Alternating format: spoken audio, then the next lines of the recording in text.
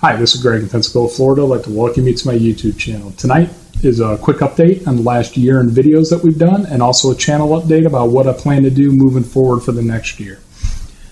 First, I'd like to say the ones that tuned into the video, thank you for checking this video out. Did 44 videos in the last year since I've been back.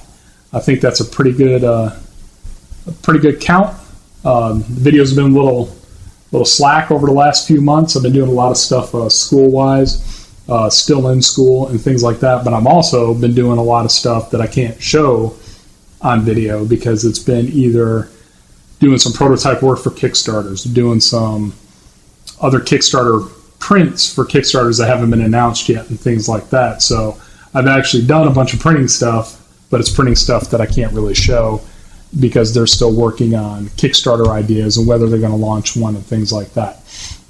So, going forward, I know I was doing the Made on Maker Gear videos, and that's when I was just cranking out stuff left and right.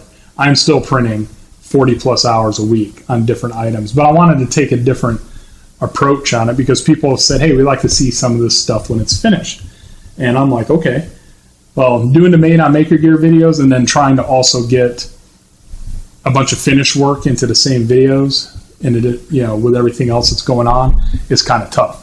So it struck me the other day, I'm just going to go back to the same format I used with the Herstarts and do a bunch of project videos. What's nice with the 3D printing is I can run multiple project videos at the same time.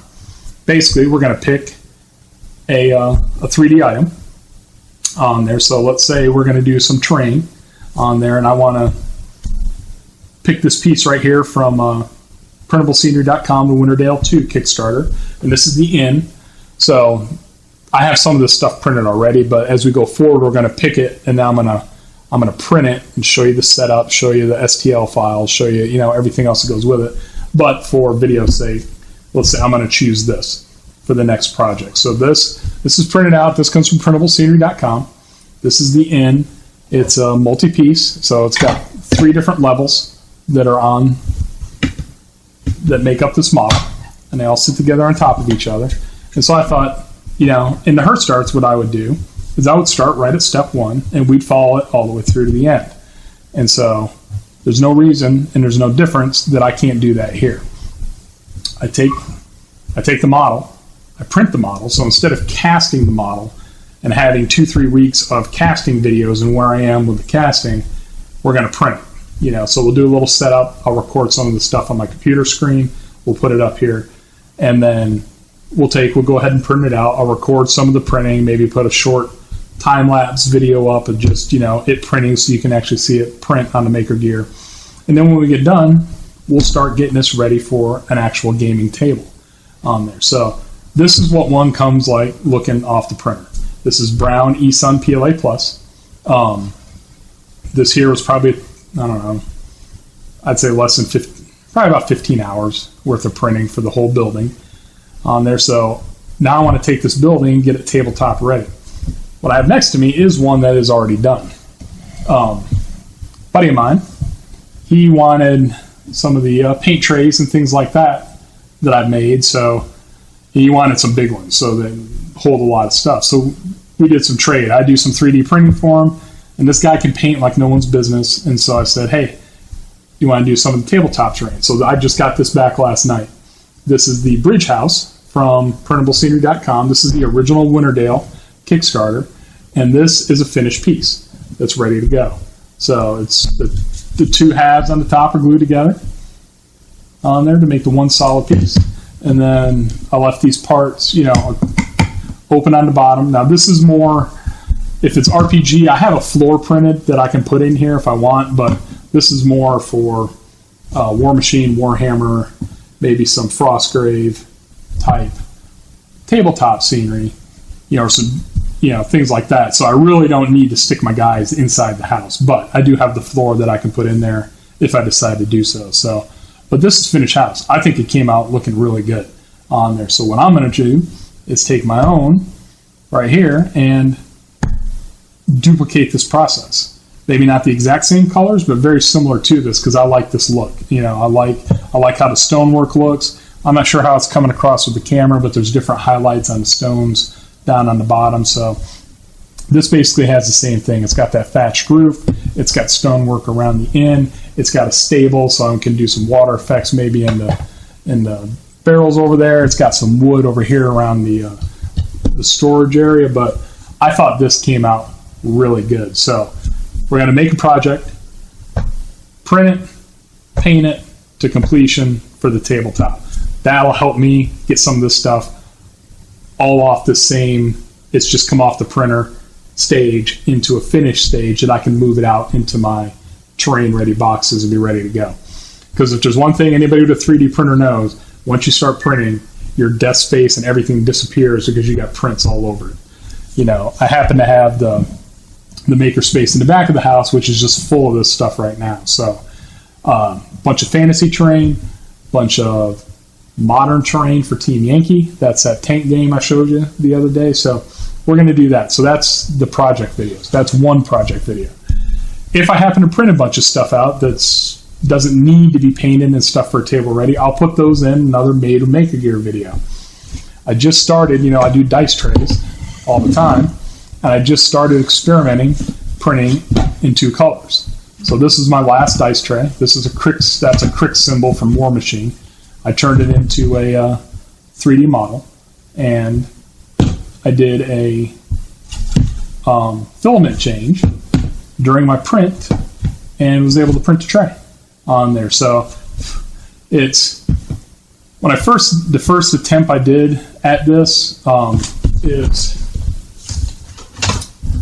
this is actually back from a couple months ago. This was the first attempt right here. This is a Scorn logo. But what I did on this is I paused the print, pulled the filament out, slapped a new color in there, and started it up again. Well, that changed the position, start-stop position. It fed the filament out instead of pushing it down. I mean, I don't know, some weird stuff happened when I paused it and restarted it and things like that. So now I watched a 3D Printing Nerds video on doing Simplified 3D and making multiple processes. So that's what I did. I made a process that prints that first layer, that yellow layer right there at the bottom, and then right at a certain height when I designed the box is when it starts printing the logo itself. And so I had the second process start with the green and then just finish out printing the next 9 hours all the way up. So this tray is done. This is the biggest tray. I call it Dice Tray 3.0 because this is the third iteration of my dice tray designs. So I've added some, the holes on the side and things like that. And I've had this one printed now 2.5 weeks. And this is a Hatchbox Yellow on the bottom, eSun PLA Plus on the sides. I've had no warping issues, no pulling issues, or anything like that. So this filament is rock solid, with these holes in here, because the first one I printed was another manufacturer, and all of a sudden it started pulling up on the ends, and I was like, whoa, what's going on? This here, I've had no issues with that at all. So so this design's a lock, and I plan on doing some more trays with some different logos in there. I want to do some tokens, but this is my first foray into 2-color printing on the Maker Gear, and I don't have a dual extruder. So this is a single extruder, dual color print. All right, the next thing I want to do on the channel, so we got projects. We still got made on Maker Gear stuff. Then the next thing I want to do is some actual design stuff. Trying to learn Blender, and I want to take what I'm learning in Blender and actually put some of that on the screen. And maybe we'll do a project where I'm comfortable enough to open up Blender, record what I'm doing on there, and we'll take it from beginning to end. It's something neat. It's something I really, really want to do. I want to start doing some of my own stuff. I can fiddle around in Tinkercad. I can do some stuff in 123D Design, but I really, really want to learn how to texture these models, how to do those thatched roofs and things like that, and, do some of my own stuff on there. So that's kind of where we're at. And I just want to say thanks to the subscribers. My subscriber count is more than double in the last year. So I was at 1,099 subscribers last night when I looked on there. So we're hitting that 1,100 mark. I think when I came back, we were at just shy of 400. So, I thank you guys for subscribing to the channel, for watching the videos. I think going the project route, we're going to get more videos out more often because that's what I really, really want to do. And what'll be nice is I can do a couple different things. So this is the main project, will be this in right here, but I also will be maybe working on some design, or if I print some paint trays or dice trays, I can throw them up in their own video because obviously this doesn't need any work. All I need to do is roll dice in it.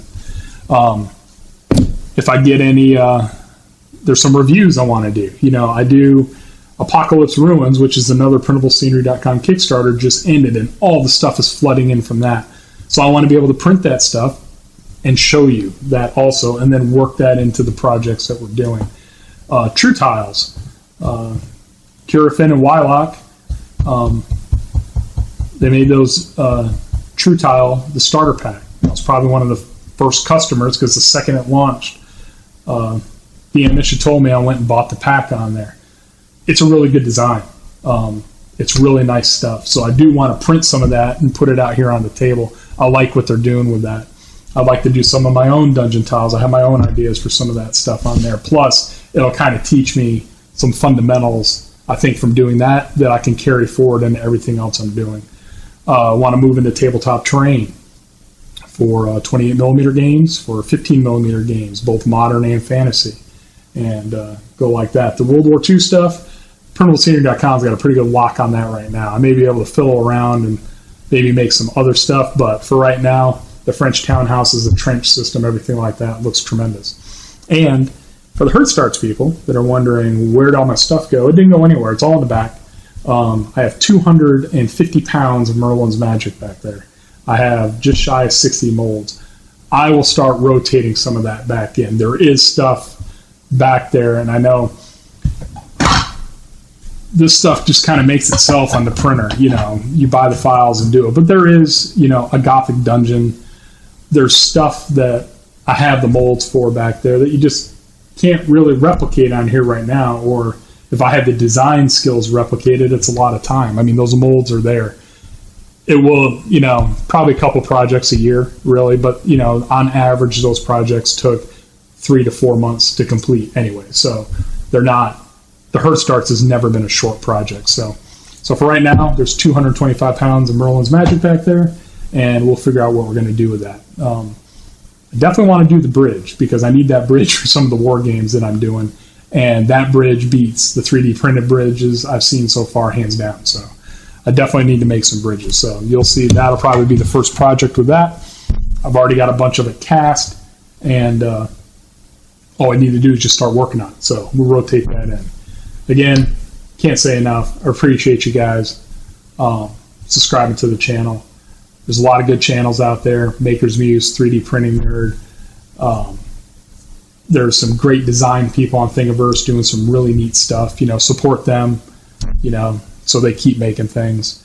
And Dragonlock's getting ready to launch their next Kickstarter. They're finishing up with the current one. I'm sure PrintableScenery.com just upgraded their website finally. That was probably, if I had one hit on the stuff that they do, it was the website. But new website, new design, so they got stuff going forward. So that's my phone ringing, and it's on the floor on the other side of the desk because I knocked it off. So I'm just going to call it a day and wrap this video up, and see you guys in the next one with our first project launch, and we'll start painting this building up. Hopefully get it to look as good as this one over here. Thank you. Have a good night.